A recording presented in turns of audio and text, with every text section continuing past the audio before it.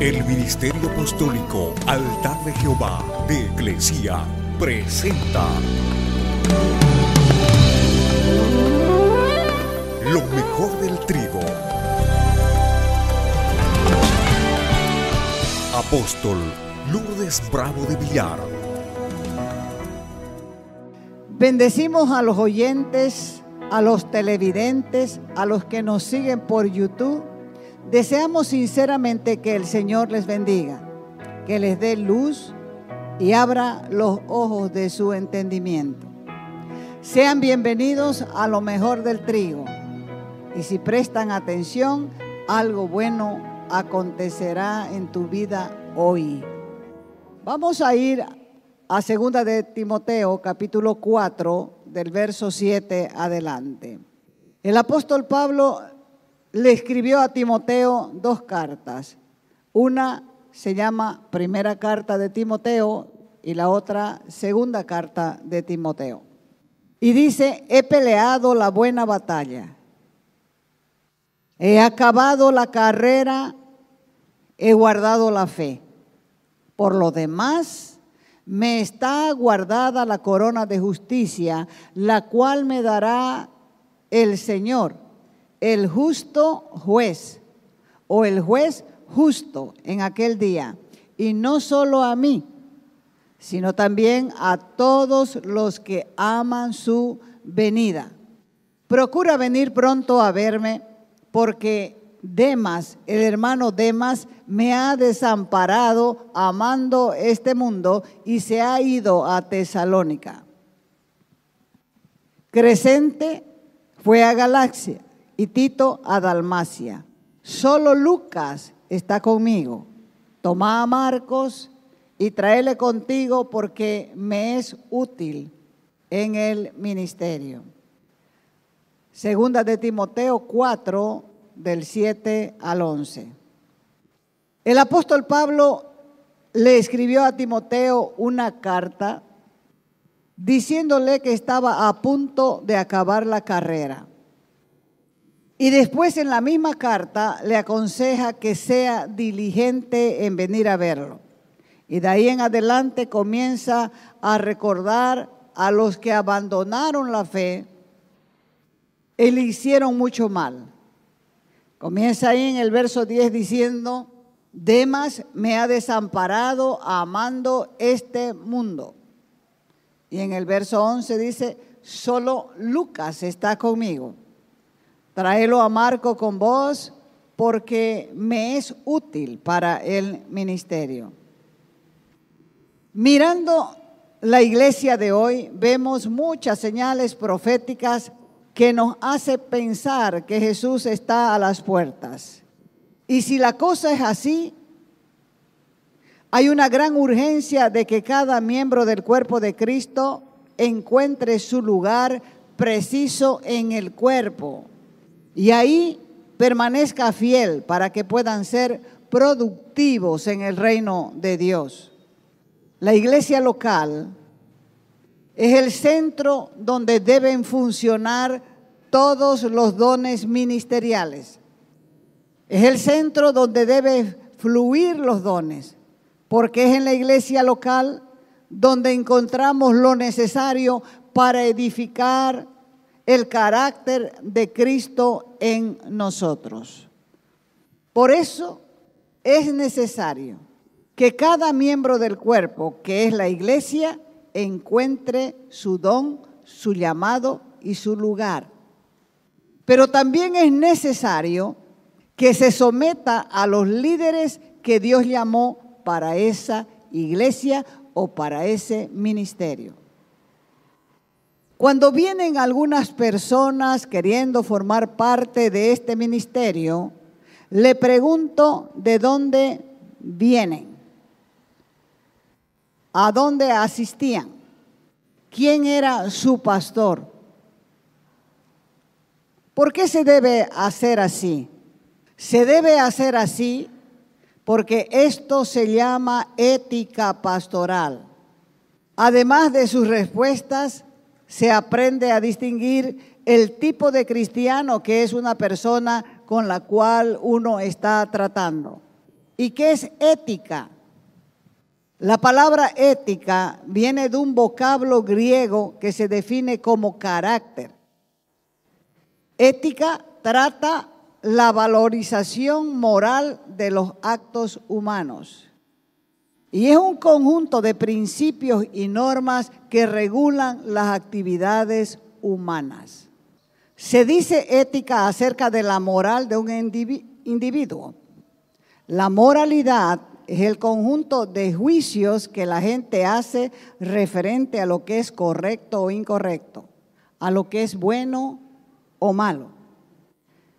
Y en las relaciones interpersonales, uno tiene que aprender y pedirle a Dios discernimiento para poder proceder correctamente, para poder ayudar a la gente que llega. Solamente así podemos darnos cuenta de la motivación de las personas. Millones de cristianos asisten a una reunión de domingo. Millones, no son unos cuantos. No es aquí solamente, no es en otra congregación, es en todo el mundo. Millones de personas asisten los domingos a una reunión, pero en realidad no están comprometidos con nada en la iglesia. Entonces, ¿por qué asisten? Algunos asisten por tradición, otros porque lo consideran un deber religioso o solo para calmar sus conciencias. ¿Qué pasaría? Imagínense, ¿qué pasaría si toda esta gente se llenara del Espíritu y comenzara a usar sus dones y talentos en la iglesia local? ¿Qué pasaría? De seguro, como son una gran multitud, se alcanzaría el mundo con el Evangelio. Deberías preguntarte, ¿cuál es el papel que me corresponde? ¿Y dónde puedo ser útil para servir a mi prójimo? Pensá, ¿qué tenés en tus manos que puedes ofrecerle a tu iglesia? Algunos piensan, bueno, yo no tengo nada que ofrecer. Eso no es cierto. Ninguna persona, cada creyente nacido de nuevo tiene algo único que ofrecer y se hará evidente cuando lo ponga al servicio de la iglesia local. Primera de Pedro, capítulo 4, verso 10, dice, cada uno ponga al servicio de los demás el don que haya recibido. Por si acaso es la traducción NBI. Administrando fielmente la gracia de Dios en sus diversas formas. Con este versículo se acaban las excusas. Cada persona tiene dones y talentos que necesita la iglesia local para alcanzar nuestra ciudad. Y cada iglesia tiene una visión. Escúchelo eso. Eso es importante que lo sepa también. Si alguna iglesia remeda la visión de otro, esa iglesia no tiene visión. Cada iglesia tiene una visión que el Espíritu Santo le dio al líder para que se la comunique a la iglesia. Entonces, los creyentes de una congregación tienen que ir al Señor para preguntarle dónde encaja su don, el don que Él le regaló. Ejemplo, los escuderos de una visión son de vital importancia en la iglesia. Si no hay quien desempeñe esa tarea en la iglesia local, la iglesia puede colapsar porque el líder, por bueno que sea, no puede aguantar el trabajo solo. Un líder no puede ser la orquesta y el cantor. Así no funciona la iglesia. La iglesia avanza cuando el cuerpo funciona bien, cada uno haciendo lo que le corresponde hacer. Así que se necesitan líderes con ética.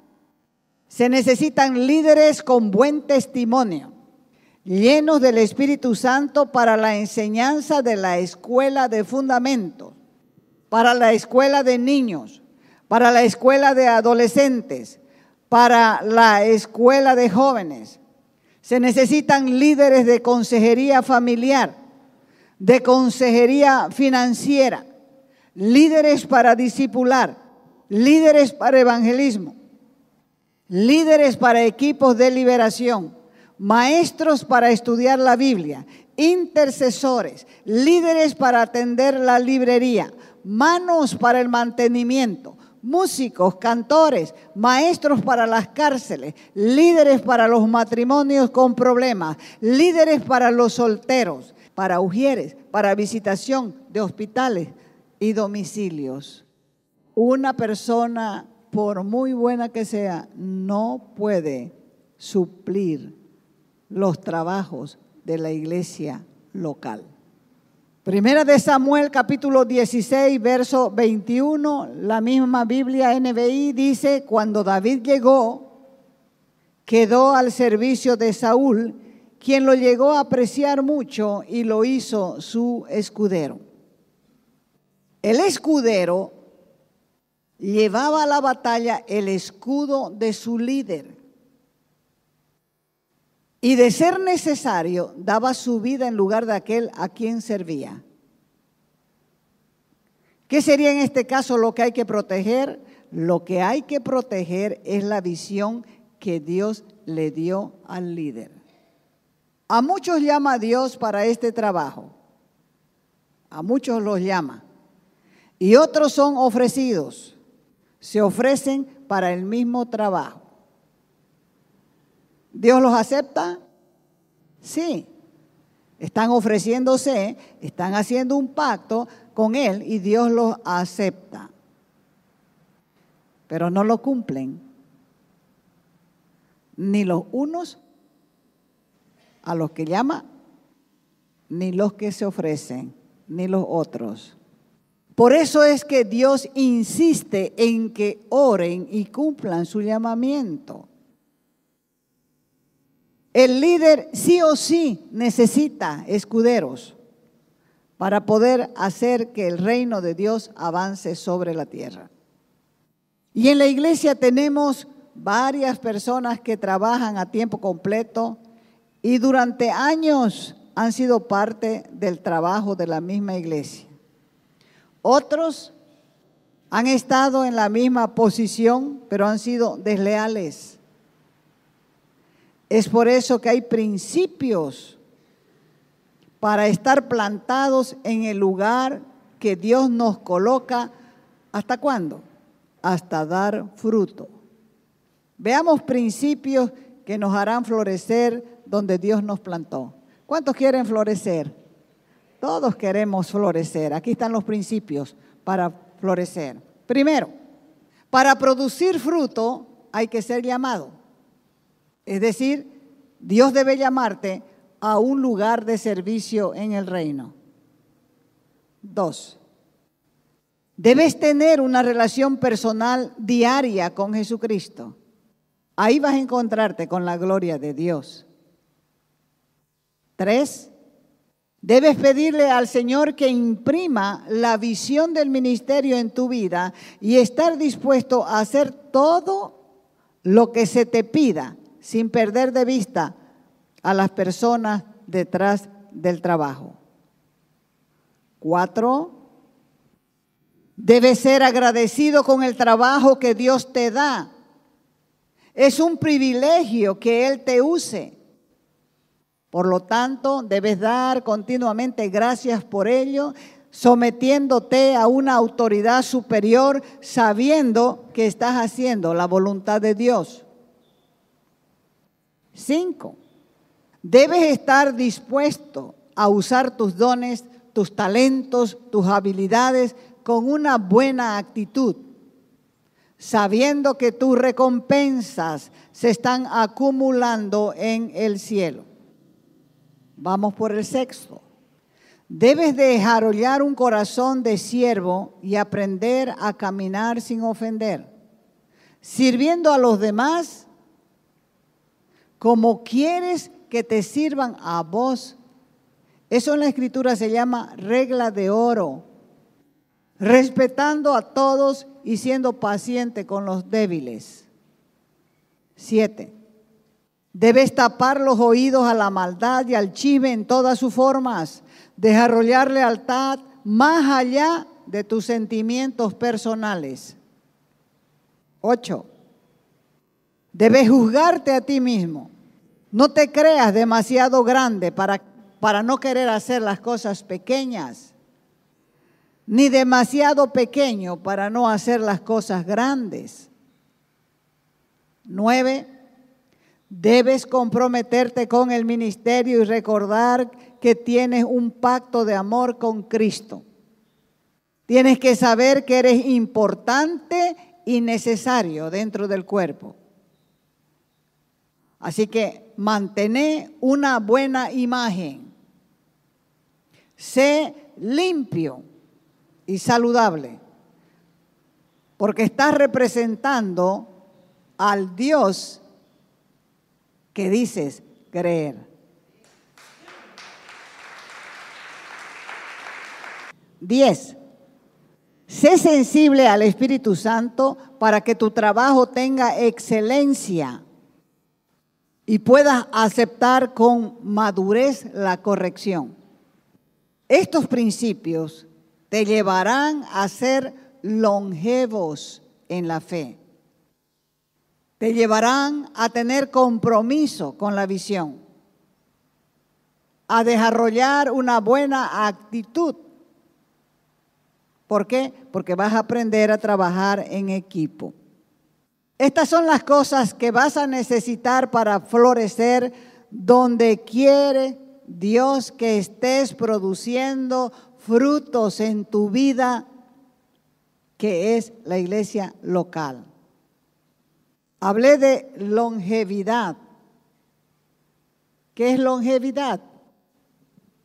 Es larga duración de vida. Entonces, el principio para tener una larga duración de vida en la fe, para lograr longevidad, es que en el ministerio es necesario entender que somos llamados. Mateo, capítulo 13, verso 37 y 38. Esto tiene que grabárselo usted en su mente. Y tiene que estar bien grabado. Respondiendo, él les dijo, está hablando Jesús, explicándole a los discípulos lo que él había hablado antes. El que siembra la buena semilla es el Hijo del Hombre.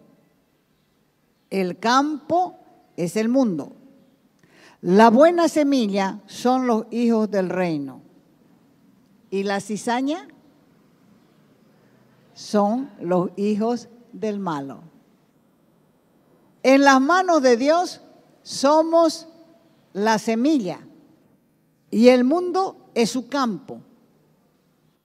Él desea que pongamos nuestras vidas en sus manos y que le permitamos plantarnos en el mundo. Dios determinó el tipo de semilla que somos y dónde debemos plantarnos. Génesis capítulo 1, verso 11. Dice que la semilla es según su género. ¿Qué significa esto? Significa que una semilla de maíz siempre va a producir solo ¿qué? Maíz. Un grano de trigo va a producir trigo y un grano de arroz producirá arroz. Del arroz no se puede obtener maíz. Dios en su mente planificó nuestras vidas antes de que el mundo fuese creado.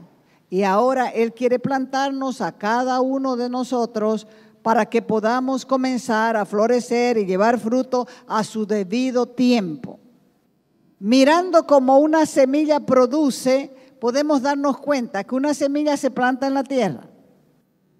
Al plantar esa semilla en la tierra, nosotros sabemos que esa semilla tiene que pasar por un proceso de muerte.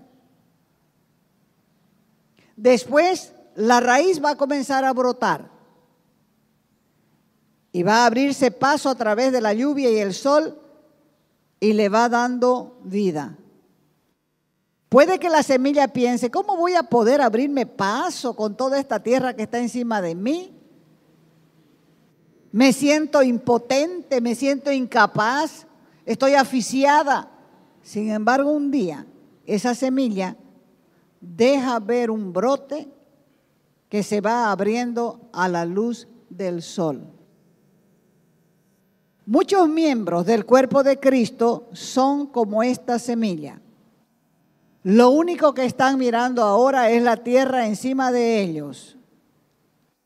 Incluso algunos miembros del ministerio se sienten olvidados y piensan que Dios se olvidó de ellos. Pero si ellos decidieron ser fieles donde Dios los plantó y no se amargan la vida, después de una temporada difícil brotarán a su debido tiempo, porque la semilla está destinada a brotar si es que se plantó en buena tierra. La tierra que se amarga no produce nada, aunque tenga la buena semilla plantada en su vida. Fíjese que a veces en la misma maceta una planta no da. ¿Por qué? Porque la tierra se endura. Si uno le echa mucha agua, se pudre. Hay que cavar la tierra, hay que cavar la tierra, pero los que no se dejan cavar van a morir. Van a morir, como dice la Escritura, en sus pecados morirán. Ahora, si reconoces que estás en la voluntad de Dios y que te encuentras donde debes estar, entonces llegará el momento en que brotarás, porque es el destino de Dios quien está obrando en tu vida. Dios ha puesto un destino en tu vida. Dios desea que sus hijos crezcan. Dios desea que sus hijos crezcan y se conviertan en árboles plantados junto a corrientes de agua. Ningún árbol se cambia de lugar en pleno sol. Y sin embargo, en el cuerpo de Cristo e incluso entre el liderazgo de las iglesias, la gente se siente ofendida, resentida, incómoda, y arranca y desentierra sus raíces y se traslada a otro lugar y después se pregunta, ¿por qué razón no tengo fruto en mi vida? Si un árbol se desarraiga y planta continuamente de un lado para otro, al final sus raíces morirán. Y a veces no se necesita mucho tiempo para que las raíces de ese árbol se mueran, se van a secar.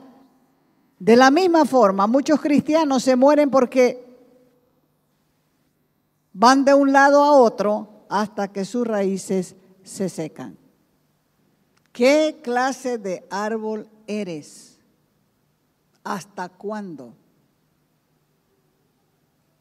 Si no te has dado cuenta, tu tierra está seca. No hay cosa más triste que vivir equivocado. No hay cosa más triste que vivir engañado. ¿Cuál fue el motivo de ese cambio de terreno? Generalmente, dígale a su vecino, generalmente. ¿Cuál fue el motivo de ese cambio de terreno? La causa es la rebeldía. Y la rebeldía es sedición. Y el pecado que hay constantemente en sus corazones los hace brincar de un lado a otro, de una iglesia a otra, de un ministerio a otra, pero el problema es la rebelión. Entonces la causa es ¿qué? La rebelión. ¿Y la rebelión qué es? Sedición. Y del pecado que hay constantemente en sus corazones, van brincando de un lado a otro, de una iglesia a otra, de un ministerio a otro. El problema es la rebelión. No se someten a ninguna autoridad. Algunos creen que porque tienen dones especiales, Dios los va a seguir donde vayan. Cuando Dios dice en su palabra que la rebelión es como pecado de adivinación. Y si el líder, el pastor de la casa todavía no los usó, no les dio lugar, sin duda está esperando la dirección de Dios. Este tipo de actitud es soberbia, es orgullo y es un impedimento sumamente grande para que una persona cumpla su llamado divino, un llamado que recibió de parte de Dios. Es por eso que debemos juzgarnos a nosotros mismos. Decía Pablo, que debemos juzgarnos a nosotros mismos. ¿Por qué? Porque así vamos a saber cómo estamos andando. Y debemos estar dispuestos también para que Dios nos use a morir por sus propósitos. Y dejar morir en nosotros los sueños personales de grandeza. Y permitir que Él cumpla la voluntad, su voluntad en nosotros. Y nosotros no debemos estar considerando el costo. Debemos aprender o estar dispuestos a morir a nuestros propósitos. Segunda de Timoteo 1:9 dice, Él nos salvó. ¿Quién nos salvó? Él. Él nos salvó y llamó con llamamiento santo. Y nos llamó no conforme a nuestras obras, sino según el propósito suyo. Y la gracia que nos fue dada en Cristo Jesús antes de los tiempos de los siglos. Entonces, ¿quién nos llamó? Él. Primero nos salvó. Y luego nos llamó. ¿Para qué? ¿Para que seas el bonito de la tribu? ¿Para que seas el cacique? Para sus propósitos de Él. Primero te salva. ¿Para qué? Para que no te vayas al infierno. El Espíritu Santo comienza a hacer un trabajo en tu vida, comienza a convencerte de pecado, de justicia y juicio para que no te pierdas, sin importarle quién eres, qué pecados has cometido, sin importarle absolutamente nada. Primero te salva y una vez salvado todavía te llama para presentarte como un trofeo, para hacerte llamar hijo de Dios, para ponerte en evidencia. Y Él te va a decir, yo te salvé y te llamé. Pero para que funciones de acuerdo a mis propósitos.